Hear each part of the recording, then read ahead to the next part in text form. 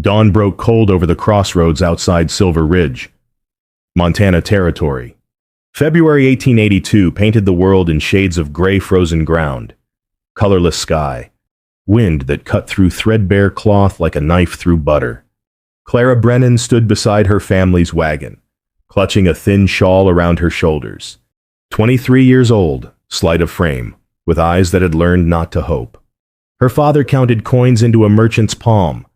Her mother wouldn't look at her. Her brother leaned against the wagon wheel, smirking. The transaction was nearly complete. "She'll work hard," her father said, voice flat as the prairie. "Got a bad leg, but she can cook, clean, mend, worth what you're paying." Merchant Gibbs thick-necked, tobacco-stained teeth nodded. "I'll get my money's worth." Clara's limp, barely noticeable when she walked careful, had sealed her fate. Fell from a horse at 14, the bone healed crooked. Her family decided she'd never marry, never contribute. Better to sell her for honest work than watch her waste food. "This is mercy," her father said, not meeting her eyes. "You'll thank us someday." Clara whispered, voice nearly lost in the wind. Mercy would have been a bullet. No one heard her. From a distant ridge, rancher James Cordell sat his horse in the morning mist. He'd stopped to rest his mount. Nothing more. But something about the scene below caught his attention, the way the girl stood apart. The way her family wouldn't look at her.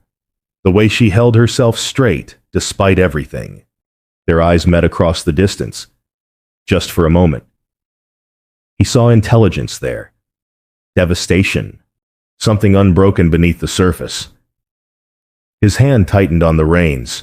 Every instinct said ride down, intervene. But what right did he have? What claim he stayed where he was? The family wagon rolled away without looking back. Gibbs grabbed Clara's arm, shoved her toward the trading post. She stumbled but caught herself. Didn't cry. Didn't beg. She disappeared into the shadowed doorway. Cordell watched until there was nothing left to see. Then he turned his horse toward home. Unable to shake the image of her face. Something had cracked open inside him. He didn't understand it yet. But he would. 3 days passed like winter syrup, slow, cold, bitter. Cordell rode into Silver Ridge under gray skies, threatening rain. Locals nodded respectfully. He was known wealthy, reclusive, fair in his dealings, owned the largest ranch in the territory, lost his wife and infant daughter 5 years back. Hadn't been the same since. He tied his horse outside Gibbs's trading post, ostensibly for supplies. Inside smelled of tobacco, old leather, and something rotten beneath the floorboards. Gibbs looked up from behind the counter, eyes narrow with calculation. "Cordell, what brings you what? Need flour, coffee. Heard you got new help." Gibbs grunted. "The crippled girl works hard enough when I'm watching, sleeps in the shed out back." Cordell kept his face neutral. "Sounds like she's earning her keep. More than her family thought she would." Gibbs laughed. A wet sound. "They practically gave her away." Cordell bought his supplies, asked casual questions, learned Clara scrubbed floors barefoot despite the cold, worked from before dawn until after dark. No pay, just roof and scraps. He found her behind the building, splitting firewood. Her hands were bleeding, raw knuckles, split palms, but she worked steady, humming something soft, a hymn. Maybe defiance wrapped in gentleness. When she saw him, she straightened, wiped her hands on her apron, met his gaze without flinching. He saw it clearly now. She wasn't broken, just unbowed by people who should have cherished her. "You got a name?" he asked. "Clara." Her voice was hoarse but steady. Not that it matters to him. It matters. Something passed between them. Recognition. Maybe, or just two lonely souls seeing each other in a world that preferred looking away. That night, Cordell returned. Gibbs was drunk, as usual. His wife answered the door, a tired woman with kind eyes and bruised wrists. "I want to buy Clara's contract," Cordell said quietly. "Triple what her family took. Plus this. He handed her a land deed small plot, but hers alone. Mrs. Gibbs stared at the paper, then at him. Why, because she deserves better. He'll be angry. Let him. She woke Clara, whispered urgently. He's taking you. Go. Don't look back. Clara climbed into Cordell's wagon, clutching a bundle of belongings that fit in her 2 hands. She was rigid with fear and confusion. Another transaction. Another sale. Cordell said nothing. Just drove into the night, toward something neither of them could name yet. The journey stretched through darkness into dawn. Clara sat stiff, hands folded, eyes forward. Cordell drove in silence, letting the land speak instead, vast plains opening like a promise, mountains distant and solid, sky lightening to pale gold. The only sounds, hooves on frozen ground, wind through dry grass, a crow calling somewhere overhead. Finally, Clara spoke, voice hoarse from disuse and cold. Why did you buy me? Cordell didn't answer right away, considered his words. Didn't buy you, he said at last. Bought your contract. There's a difference. You're free to leave come spring, soon as the pass is clear. Till then, you got a roof, food, honest work if you're able. Nothing you don't choose. Clara turned to look at him, really looked hard face, weathered by sun and grief, but his eyes were steady. Honest? What do you want from me? She asked. Company. If you're willing, work. If you're able, nothing you're not. She studied him a moment longer, then nodded, turned back to face the road. After a while, she told her story, voice flat, stripped of emotion by repetition and pain. Her family saw her limp as God's judgment, a sign she was meant for less. They needed her gone, one less mouth, one less reminder of their failures. Selling her was practical, merciful, even in their minds. Cordell listened without interrupting when she finished. He spoke quiet. My wife Sarah died 5 years ago, her and our daughter, in childbirth. I got land, money, everything a man's supposed to want, but no reason to use any of it. Just existing, till I saw you. And now I got a reason to try again. The ranch appeared as the sun crested the horizon's solid log cabin, barn with fresh paint, corrals neat and well-maintained, cottonwoods along a creek that caught the morning light. Clara stepped down from the wagon, touched the cabin doorframe, warm wood, solid construction, care in every nail. She looked at Cordell. He stood back, giving her space to choose. Thank you, she said. He nodded. Welcome home. Clara. She crossed the threshold. Inside, fire laid in the hearth, quilt on a clean bed, table set for 2. For the first time in longer than she could remember, Clara felt the weight lift, just a little, just enough to breathe. The first 2 weeks passed in a rhythm older than either of them dawn chores. Midday work, evening quiet by the fire. Clara learned the ranch like a language she'd always known but never spoken. Feeding chickens came natural. Mending tack, cooking stew, organizing supplies, all tasks her family had called worthless when she did them. Here, Cordell noticed, thanked her, trusted her. Her limp barely mattered. She chose tasks she could control, moved at her own pace, stronger every day. Cordell taught without condescension, showed her the feed schedules, let her calculate ratios. When she did the math in her head, faster than he could with pencil, he stopped and stared. Your father was a fool, he said. Clara ducked her head, hiding a smile. They rode to town for supplies on a bright March morning. Silver Ridge was small. Narrow streets and wooden boardwalks, everyone knowing everyone's business. The stares started immediately. That's the girl her family sold. Cordell took her in unnatural. Wonder what he wants with a cripple. Clara's jaw tightened. Cordell noticed.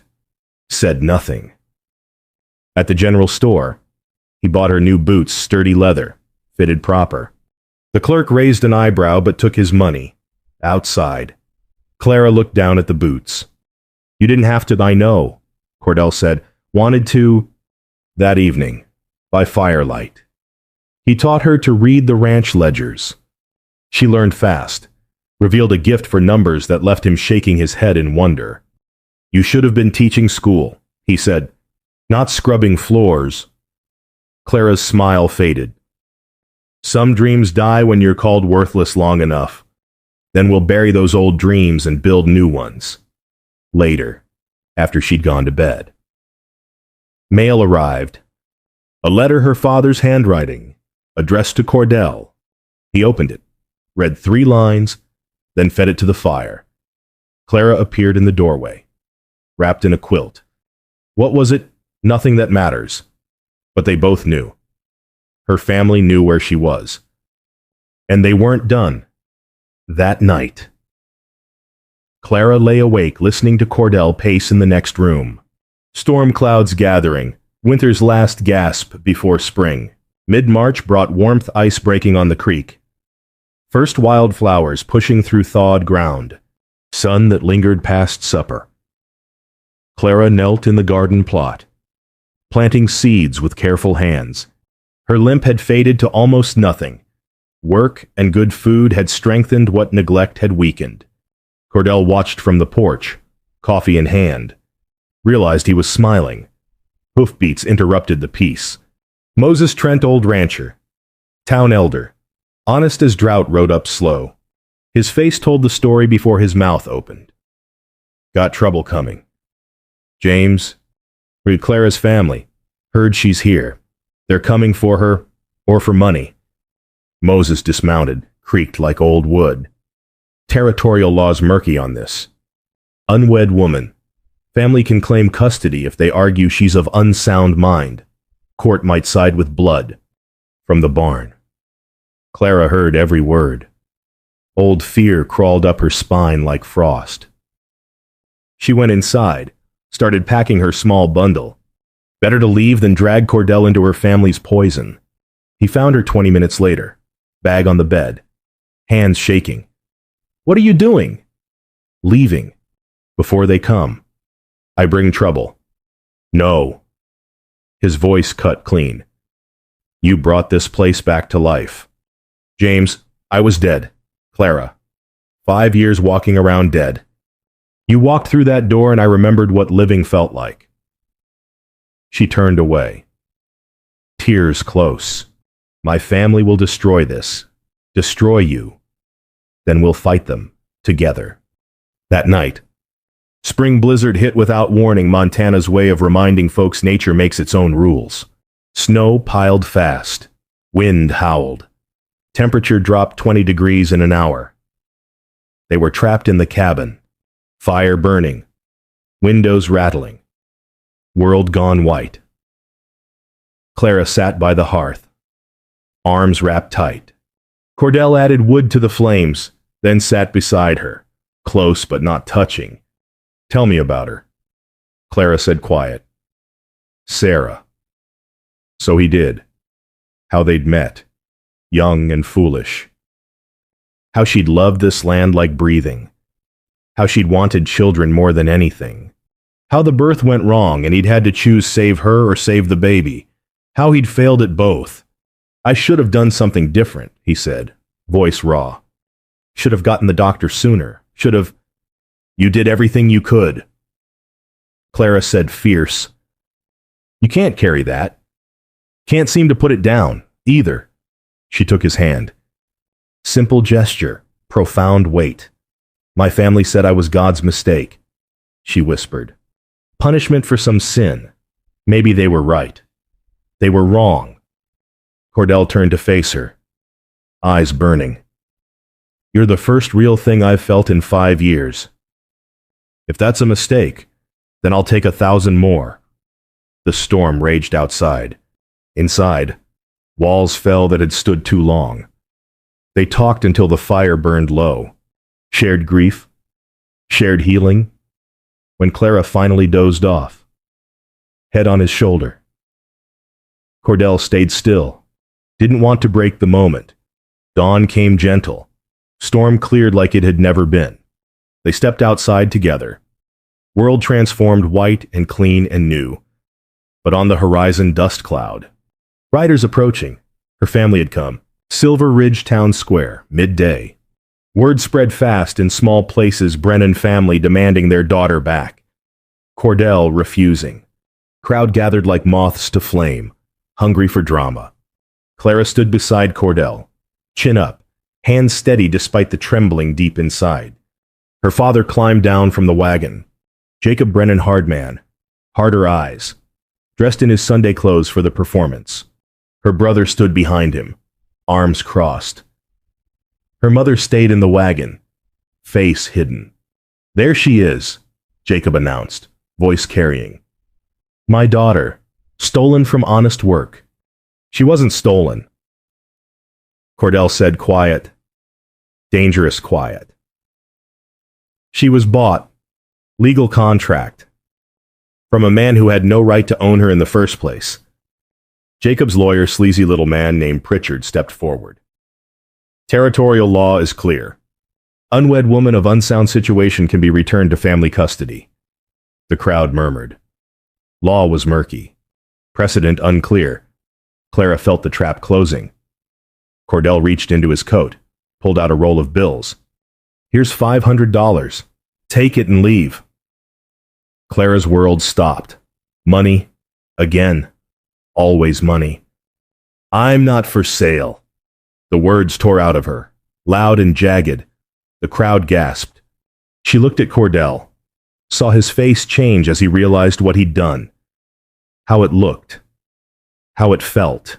She ran, limping, stumbling, but running, down the street, into the alley, gone. Cordell started after her, but Pritchard blocked him. Court hearing, tomorrow morning. Judge Harrison will decide custody. The lawyer smiled, showing teeth. Family has rights. Mr. Cordell, even rich ranchers can't buy their way past that. Jacob added his piece. She's my daughter. Law says she comes home. Cordell's voice went cold as January. Law also says slavery's over. But here you are, selling your child. He pushed past, went looking for Clara. Found her eventually hiding in his barn loft, knees pulled to chest, face buried.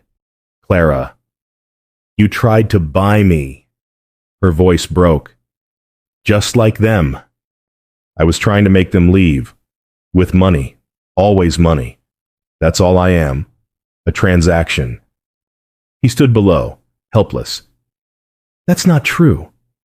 Then why won't you listen? I said I'm not for sale. You didn't hear me. No one ever hears me. She turned her back. He called her name twice more. She didn't answer. Night fell. Cordell sat on a hay bale below the loft, head in hands. Lowest point of his life. And that was saying something. Clara stayed silent above, both of them alone in the same small space. Midnight found Cordell at Sarah's grave, small plot beneath the cottonwoods. Simple stone with her name and dates.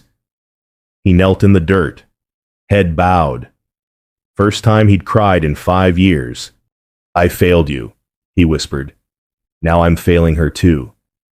Don't know how to do this without breaking everything. You're doing it wrong, is all. Moses Trent emerged from the shadows, moving quiet despite his age. Didn't hear you ride up.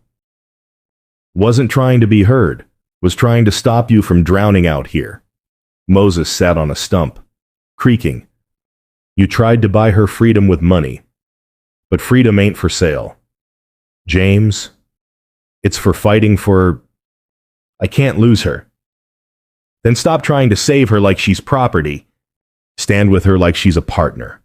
Tomorrow, in that courtroom, you tell the truth. Not about what you paid, about what she is. What if it's not enough? Then at least you'll have done right. That's all any of us get. Moses left him there. Cordell stayed until dawn touched the sky. In the barn loft, Clara had found something old box, dusty, tucked in the rafters.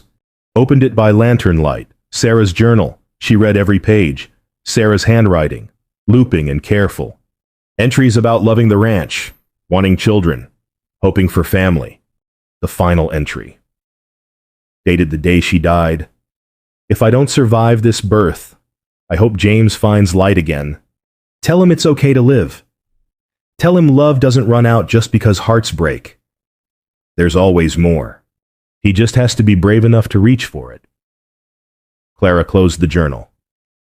Tears streaming. She understood now. She climbed down the ladder at first light, found Cordell at the cabin table, exhausted, head in hands. She touched his shoulder. He looked up. I'm not leaving, she said, and neither are you. Clara, you didn't betray me. You tried to protect me the only way you knew, but protection isn't what I need. I need someone to stand beside me, not in front of me. Then that's what I'll do. Moses arrived as the sun broke the horizon. Judge wants testimony at 10. You two ready? Clara met Cordell's eyes. He nodded. We're ready.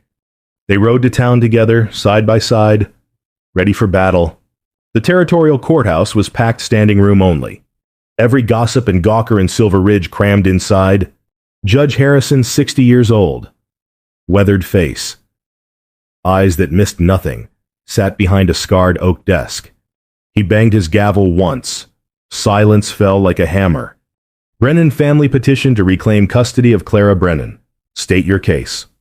Pritchard stood, all oily confidence. Your Honor, this is simple. Miss Brennan is an unwed woman with physical disability, sold by her family to work for Mr. Gibbs. Mr.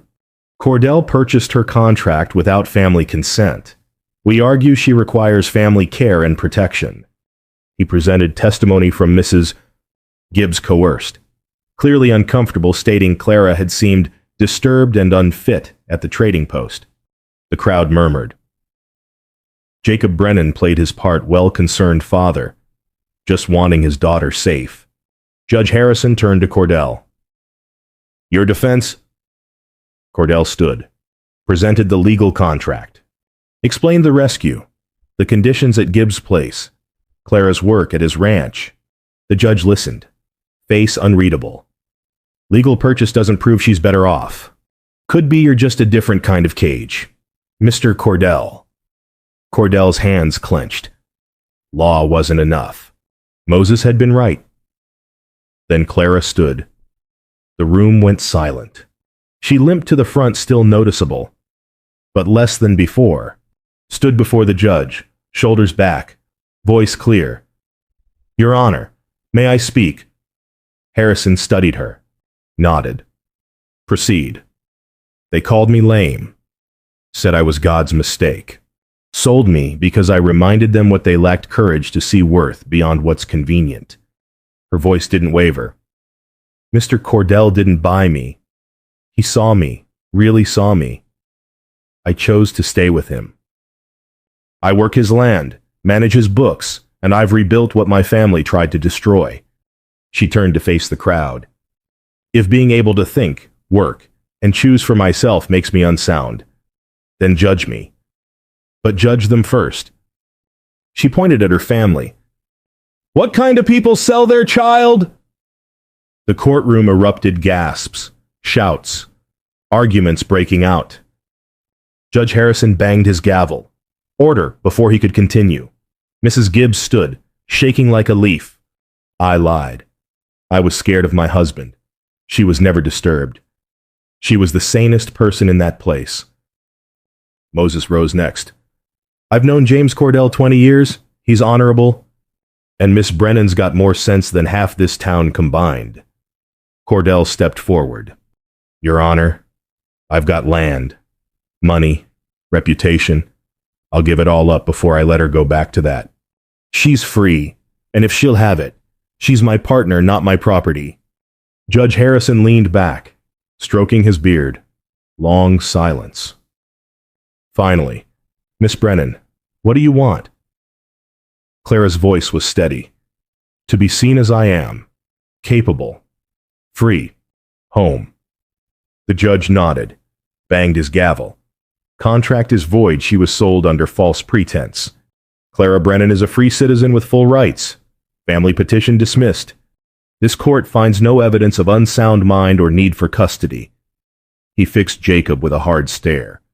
In fact, I question the soundness of any parent who'd sell their child. Get out of my courtroom. The gavel fell. Final. Clara and Cordell stood together, breathing hard. Around them, the crowd erupted applause, cheers, a few angry shouts from her family's corner. Jacob Brennan stormed out, face purple with rage. His family followed. Clara turned to Cordell. He was smiling, first real smile she'd seen. "We won," she whispered. "You won." He corrected. "I just stood beside you." Outside. Moses clapped them both on the shoulder. "That's how it's done. Now go home." They did. 2 months later, mid-May. The ranch bloomed wildflowers carpeting the fields. Grass green and thick. Cottonwoods full of new leaves. Life everywhere you looked. Clara knelt in the garden, planting tomatoes with sure hands. Her limp had faded to almost nothing physical therapy, and ranch work had healed what neglect had broken. She laughed at something Cordell said, teasing him about his terrible sense of spacing plants. "They need room to breathe," she insisted. "They're vegetables. Clara, they don't breathe." "Everything breathes. You just have to pay attention." Moses rode up mid-morning, bringing news. Brennan family left the territory. Farm foreclosed. Word is they're headed east. Clara nodded, feeling nothing. No triumph, no sorrow, just relief. They made their choices. "And you made yours," Moses said. Towns noticed. "By the way, how you've settled, how things are." "Right. Here." Sunday morning. They rode to church. Clara hesitated at the door, memories of judgment. Whispers. Stares. Cordell took her hand. Together, they walked in. The congregation turned. Then, slowly, people stood. Not in protest, in respect. The Reverend smiled, gestured to the front pew. "Miss Brennan, Mr. Cordell, welcome." Clara's eyes filled. Cordell squeezed her hand. That evening. They sat on the porch watching the sun paint the sky gold and pink. The air smelled of grass and possibility. Cordell handed her a document, legal papers. Official seal. "What's this? Deed to half the ranch, partner means partner." Clara stared at the paper. Her name. Right there. Legal owner. She kissed his cheek, tears falling. "Thank you." "For what?" "For seeing me when everyone else looked away." "Thank you for letting me." They sat in comfortable silence as twilight deepened. Somewhere in the distance, a coyote called. Creek water murmured over stones. The land settled into night. "What now?" Clara asked. Cordell smiled. "We build whatever comes next. We build it together." Camera pulled back, cabin solid against the darkening sky. Smoke rising gentle from the chimney. Horses grazing in the field. Land green and endless. Clara's hand rested in Cordell's. Not romantic spectacle, just quiet truth. Two people who'd been broken finding wholeness in each other. Building not just a home, but a life worth living. Out here. Worth wasn't measured in what you could do, but in who you were when the world told you you were nothing. Clara Brennan had taught a lonely rancher that lesson. And together, they'd built proof that some things, dignity, love, second chances couldn't be bought or sold, only earned the hard way. But the only way worth having.